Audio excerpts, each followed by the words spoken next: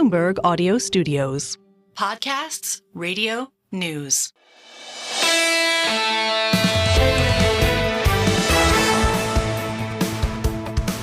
Single best idea. It is a podcast. Our strategy is to give you a podcast that's sharp and focused. It's not 20 minutes. It's about 6 minutes long. We are humbled by what we have seen so far. We're rolling it out very slowly, figuring it out. And what we're going to do today is focus on one guest. Dominic Konstam is a tour de force with Parchment from Cambridge and Oxford.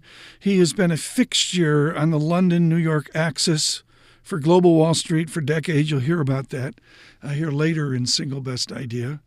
At Credit Suisse, a number of other depots as well. Now at Mizuho with Steve Risciuto. Can't say enough about the intelligence of his work. I really only equate him with Michael Mauboussin of Morgan Stanley as someone really trying to think bigger and broader.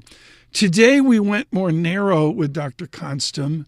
And to begin, we had to look at the Bloomberg headlines of Japan unraveling. I don't want to overplay it, but our Tokyo News Bureau making clear that after one intervention, after two interventions, and now the discussion of weaker Japanese yen, will the government intervene again? As of this taping, we do not see that.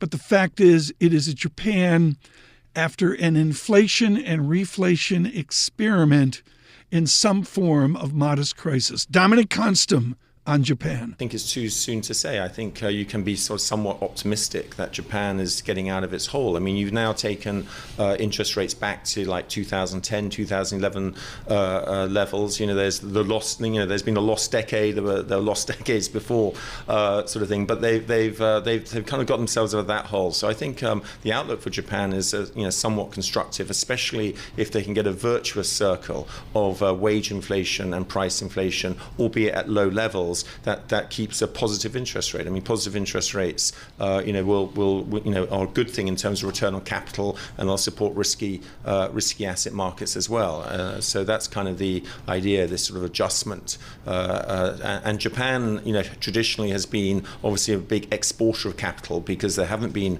opportunities at that home in Japan, and that's why they've had this sort of massive current account surplus, and over time that's obviously is correcting in a hopefully a sustainable way.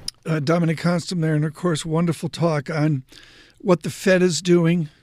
He says they will be patient. He says it's a delicate task not to reduce demand, and we'll see how the Fed does. Long ago and far away, Sarah Yango of Bloomberg LP came up to me and said, "Tom, we want to do Bloomberg terminal sales to colleges, to their investment clubs." And I said, yeah, it sounds great, Sarah, let's do it. And it turned out to be a ginormous success. In the modern day, across this nation, there are all sorts of universities and colleges with finance major investment clubs where they get access to the Bloomberg terminal for an extremely reasonable incentive package. We're obviously incentive to have the financial employees of the future to be conversant with the meal ticket here at Bloomberg, the Bloomberg Professional Service. That was not true many, many decades ago. I asked Dominic Konstam about Brexit, and he talked about his investment club a number of decades in the past. I went to school with Nigel Farage. I was in the same class as Nigel Farage. There were only 6 of us. We started the investment club together. His father was very kind and helped us in terms of doing some of those trades. So I feel very close to the sort of Brexit experiment. But I have to say it's been a complete failure, and I was against it. And I'm a bit sad that Nigel went down that road. But yes, it was the British people were told things that would happen and they didn't happen. They would, if they had to vote again, I think they would not vote the same way. But again, it does reflect an underlying discontent with the population. They did not have a Bloomberg terminal. That's probably why the mess of Brexit happened. Nigel Farage and Dominic Konstam years ago in the United Kingdom, and of course now it is the election. Look to our London Bureau for coverage of the British election. There's so many elections coming up. The dates My head's spinning. Tomorrow, a U.S. debate. Thank you, Joe Matthew, Kaylee Lyons, and David Gura for preparation towards the CNN debate that you'll see tomorrow. I believe on the 30th, there's a French election. That's a weekend vote. And then I believe it's easy to remember, the 4th of July, there's a United Kingdom vote. I have to remind Jon Ferro, that's when the colonies won.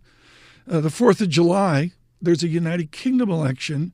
And then 3 days after that, there's the final election in France.